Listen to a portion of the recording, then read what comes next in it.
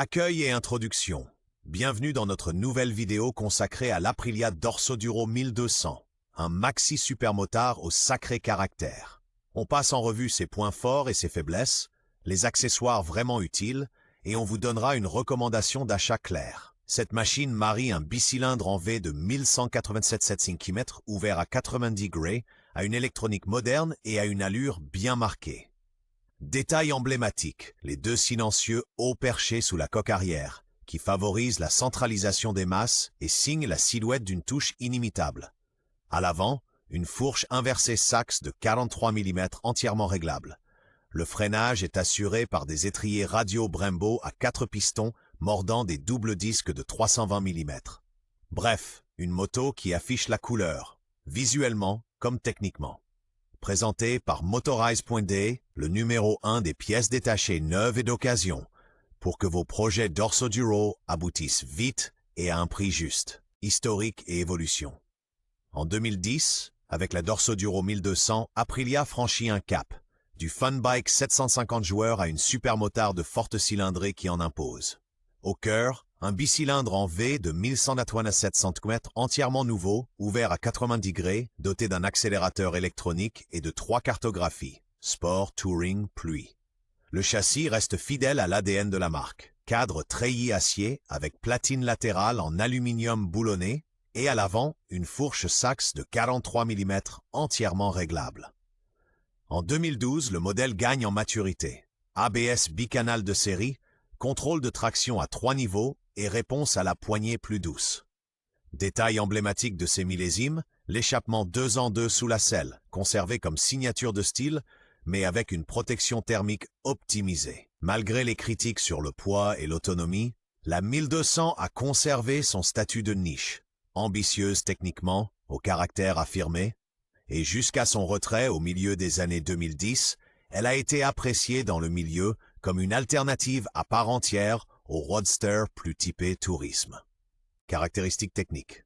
La Dorsoduro 1200 embarque un bicylindre en V DOHC de 1187 cm refroidi par liquide, alésage X-Course 106.67,8 mm. Puissance annoncée, 130 H à 8730 min, couple de 115 Nm à 7200 min. L'accélérateur Ride-by-Wire propose 3 modes, Sport, Touring et Ren, et l'injection est signée Magneti Marelli.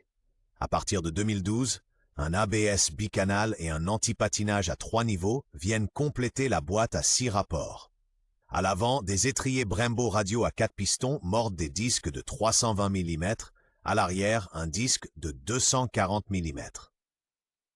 Côté partie cycle, fourche inversée de 43 mm entièrement réglable et mono-amortisseur réglable en détente comme en compression.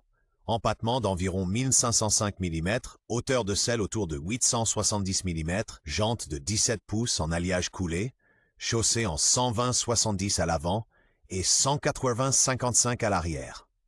Le réservoir contient 15 litres et la ligne d'échappement se termine par 2 silencieux sous la coque arrière. Le tableau de bord LCD affiche clairement le mode de conduite et l'état des assistances électroniques. Design et ergonomie. La 1200 revendique fièrement ses gènes supermoto. Flanc de réservoir étroit pour un serrage des genoux sûrs, large guidon conique et selle haut perché, plus ferme sur sa seconde moitié. Sa signature demeure la double sortie d'échappement qui débouche sous l'arrière, flanquée de larges pare-chaleurs, signature visuelle et atout pour la centralisation des masses. Son cadre hybride, mêlant treillis en acier et plaques d'aluminium boulonnées, place le V-Twin à 90 degrés de façon compacte au centre de la moto, sans imposer une ouverture excessive des genoux. Détail pratique, les repose-pieds reçoivent des inserts en caoutchouc amovible au choix, filtrage des vibrations ou contact métal direct. Le réservoir de 15 litres est profilé pour offrir de l'appui au freinage sans limiter la liberté de mouvement. Combiné aux roues de 17 pouces et au grand débattement, il en résulte une position de conduite droite et active, avec beaucoup d'effets de levier, faite pour des impulsions précises, des changements d'angle rapides et un contrôle sûr. Comportement routier et praticité au quotidien. Sur route, la Dorsoduro 1200 a tout d'une vraie supermotard, mais avec du coffre en prime. Le V2 de 1087 cm3 est plein à mi-régime. Le mode sport réagit au quart de tour, touring dose proprement, rain tempère la poignée sur le mouillé. Un détail qu'on ressent tout de suite, l'avant léger grâce à la fourche Sachs de 43 mm entièrement réglable, en parfaite harmonie avec les étriers Brembo radio sur disque de 320 mm. L'empattement d'environ 1505 mm apporte de la stabilité à bon rythme et le long bras oscillant assure la motricité en sortie de virage. En ville, la bonne visibilité et le large guidon aident, mais la selle perchée à environ 870 mm et le braquage limité demandent de l'effort en manœuvre. Pour les trajets domicile-travail, les 15 litres du réservoir brident l'autonomie. En plein été, la chaleur des cylindres se fait sentir dans le stop and go. Sur route secondaire, en revanche, le setup brille. Entrée en courbe précise, stabilité imperturbable. Point fort. La grande Dorso dégaine ses atouts là où prime caractère et contrôle. Son V-twin à 90 degrés de 1187 cm envoie un solide punch dès le mi-régime, sans à-coups, surtout depuis 2012 grâce à une électronique recalibrée plus harmonieuse. 3 modes de conduite, ABS, bicanal et antipatinage à 3 niveaux tiennent la cavalerie en respect sans aseptiser les sensations.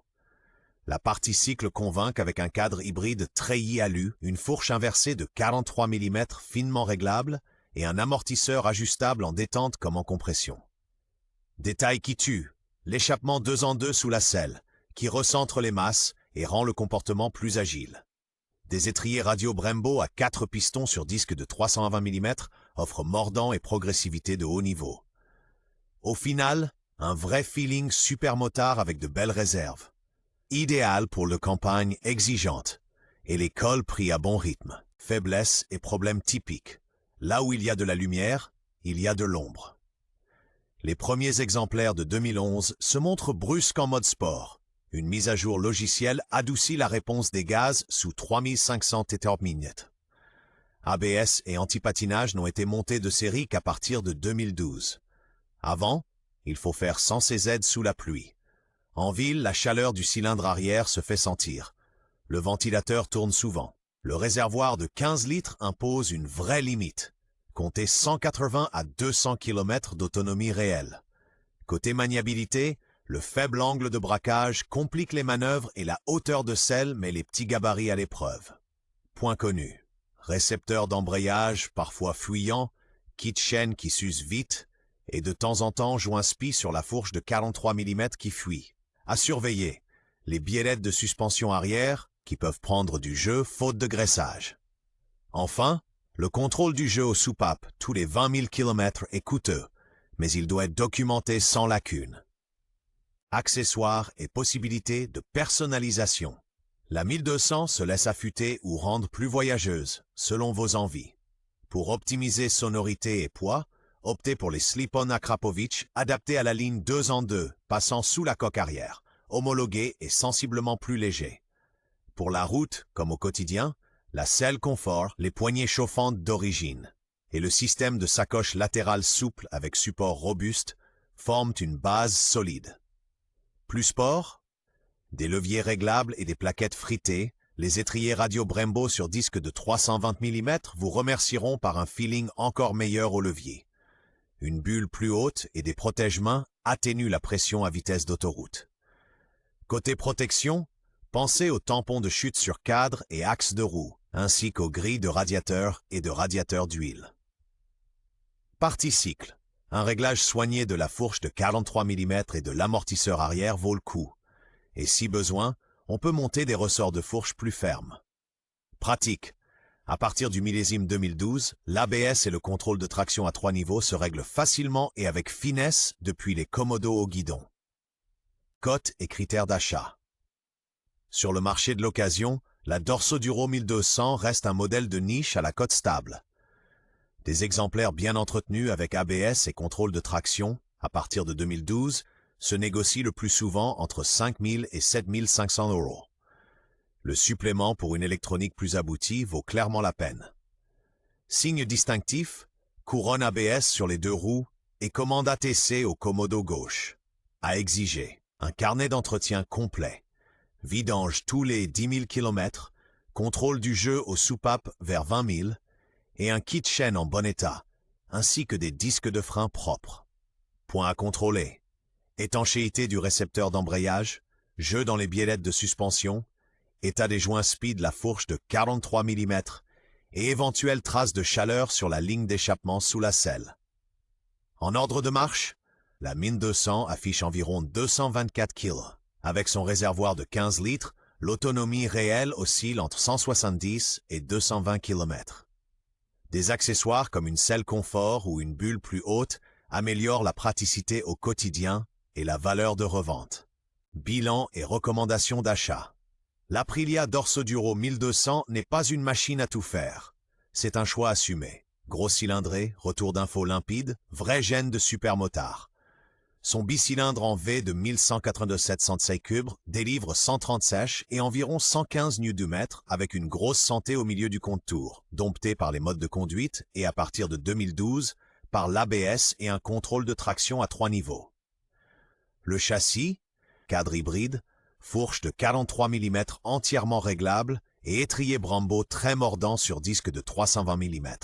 Envoie des signaux précis, mais réclame un pilote décidé. On lui reprochera l'autonomie, la gestion de la chaleur et les manœuvres à l'arrêt. Notre conseil, visez la version ABS ATC, vérifiez les mises à jour logicielles, l'étanchéité des joints speed fourche et l'état des biellettes de suspension, bien entretenues et graissées. Si vous cherchez une grosse supermotard au caractère bien trempé pour route secondaire et col, c'est une alternative à part entière au roadster classique, avec une technique qui sait aller vite et un look qui donne envie d'attaquer chaque nouveau virage.